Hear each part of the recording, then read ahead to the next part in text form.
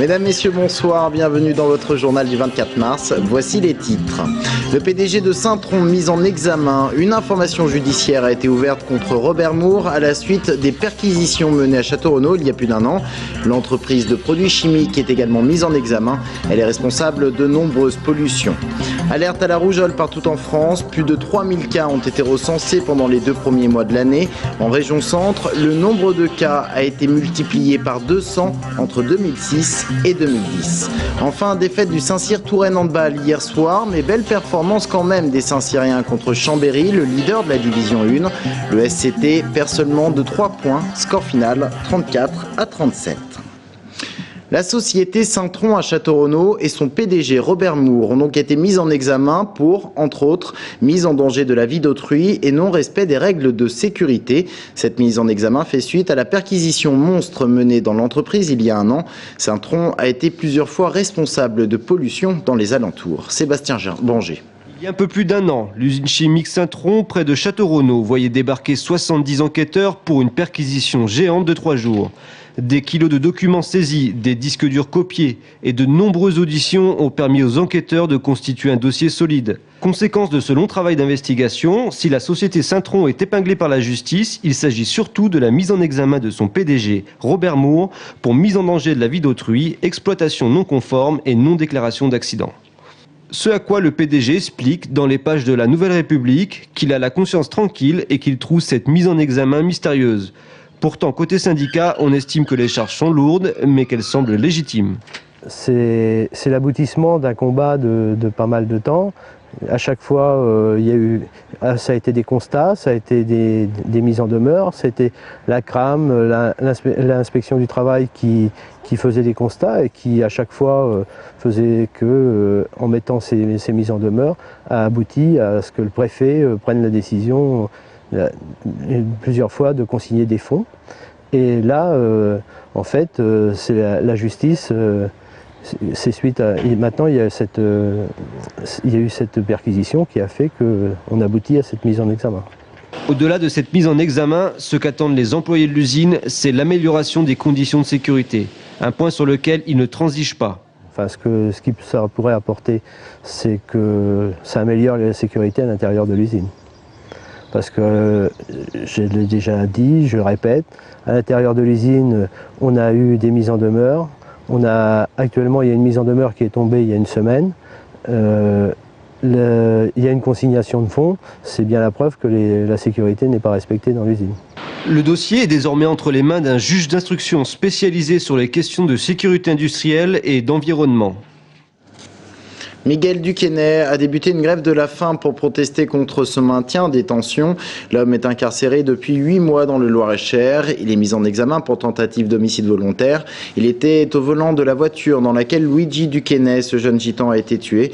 Une mort à l'origine des émeutes de Saint-Aignan. L'avocat de Miguel Duquesnay estime que son client est un otage d'un dossier éminemment politique. Les autorités sanitaires tirent la sonnette d'alarme. La rougeole fait son grand retour sous forme d'épidémie. 10 000 cas ont été déclarés en France depuis 2008. En région centre, la hausse est spectaculaire. De 2 cas en 2007, on est passé à plus de 200 l'an passé. Véronique Dessat et Camille Tard. Un retour dont on se serait bien passé. Une épidémie de rougeole frappe l'Hexagone. Depuis ces 5 dernières années, cette maladie infantile touche de plus en plus de personnes.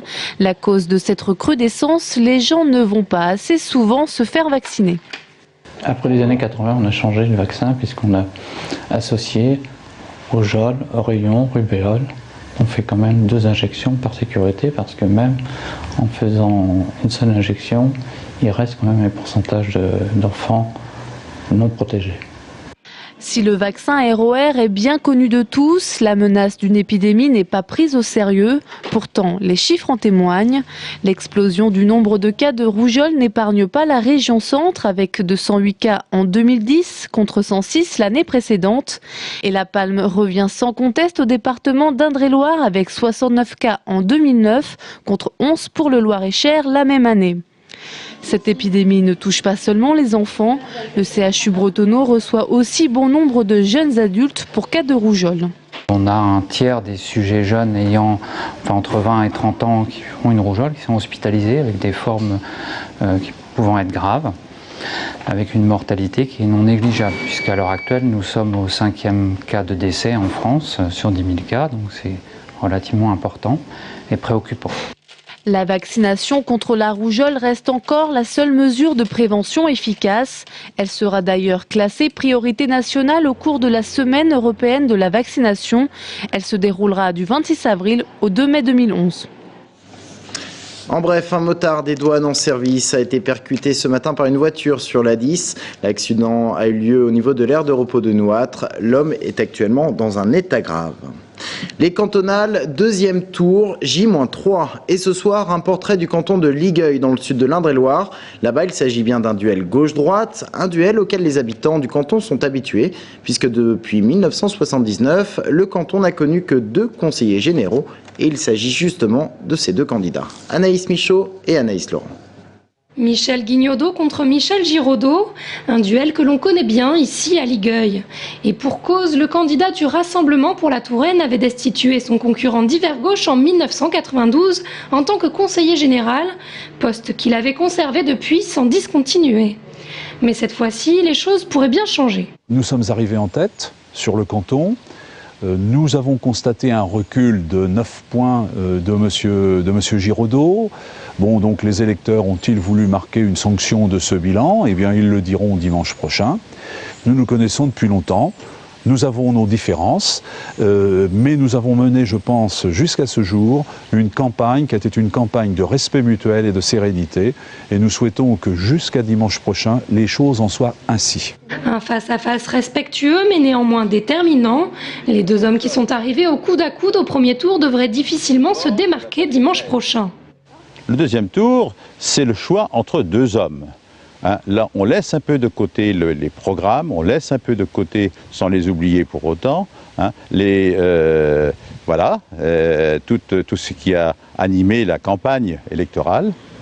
Et au final, il nous faut trancher, il faut choisir entre 2 hommes. Des hommes qui bénéficieront tous 2 du soutien des autres candidats de leur camp. Michel Giraudot pourra compter sur les voix acquises au premier tour par Dominique Brault, le candidat d'hiver droite, et Michel Guignodo sur celle du socialiste Christian Grelet notamment.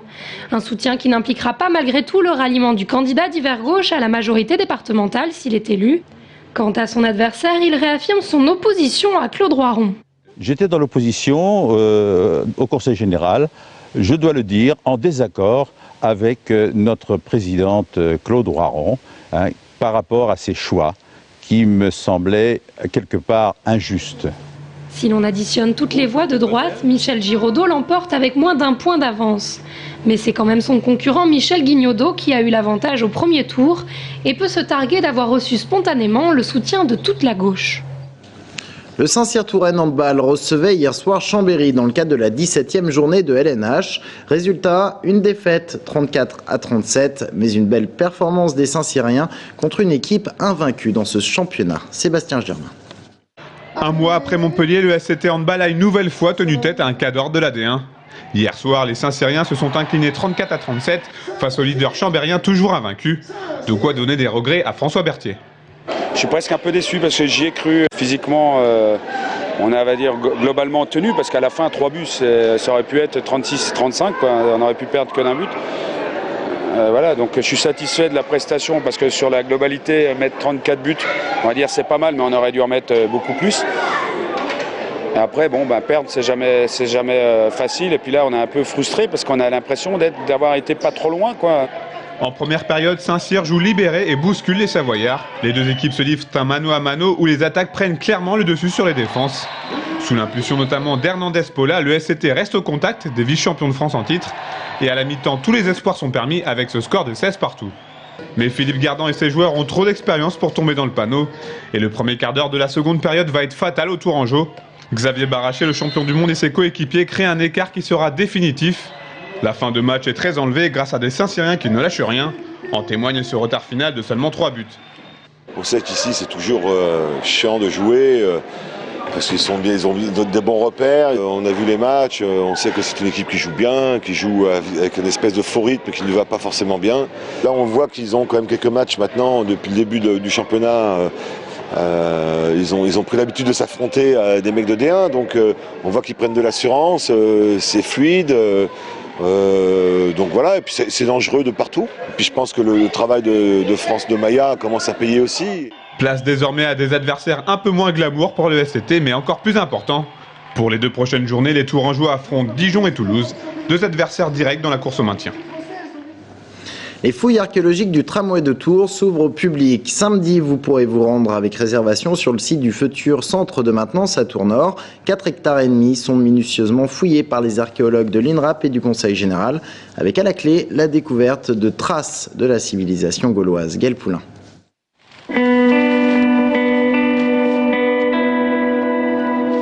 Perdu en plein désert et en plein vent, l'on pourrait se croire au pied des pyramides.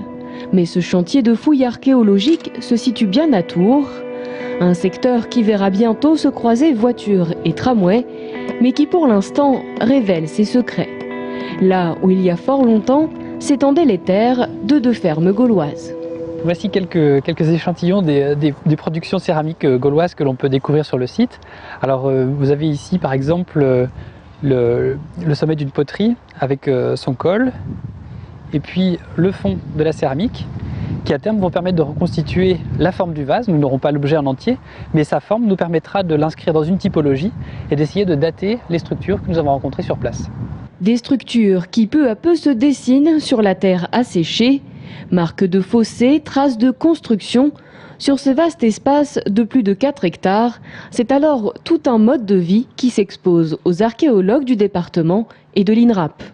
Pour un archéologue, fouiller sur de si grandes étendues, c'est très intéressant car ça permet de vérifier quel est l'environnement d'une occupation et pas de se contenter de l'occupation en elle-même. On peut vérifier quels sont les indices qui permettent de témoigner de la mise en valeur des terres, que ce soit par la présence de petits bâtiments annexes, que ce soit par la présence de fossés de parcellaires. Nous inscrivons vraiment ces occupations dans un cadre beaucoup plus grand que nous n'avions eu l'habitude jusqu'à présent. Un chantier qui permet donc de mieux appréhender le quotidien de nos ancêtres gaulois, sur un territoire à leur époque recouvert de culture, mais bientôt rattrapé par la modernité. Et donc pour visiter le site, il faut au préalable appeler la Maison du Tram à Tours pour réserver un créneau horaire. Avant de refermer cette édition, regardez plutôt ces images. Le premier JT de TV Tours et une antenne inaugurée par Michel Denisot. C'était il y a tout juste 5 ans. L'équipe de l'époque, dont il reste encore quelques membres aujourd'hui, avait mis le paquet pour les premières heures d'antenne, avec notamment des émissions spéciales et 2 invités, Jean Germain et Renaud Denodieu de Vabre. 2 émissions qui allaient marquer le ton de TV Tours, celui d'une chaîne qui fait vivre la ville et sur laquelle vous pouvez compter pour être bien informé. Depuis, la chaîne s'est étendue à l'Indre-et-Loire et au Loir-et-Cher. Elle a changé son nom, TV Tours Val-de-Loire, et une nouvelle dynamique pour les 5 prochaines années. Ce soir, un seul mot, merci à vous tous qui nous suivez régulièrement. C'est ainsi que s'achève cette édition. Merci de l'avoir suivi. Dans un instant, Christian Lajoux, président France de Sanofi Aventis, est notre invité.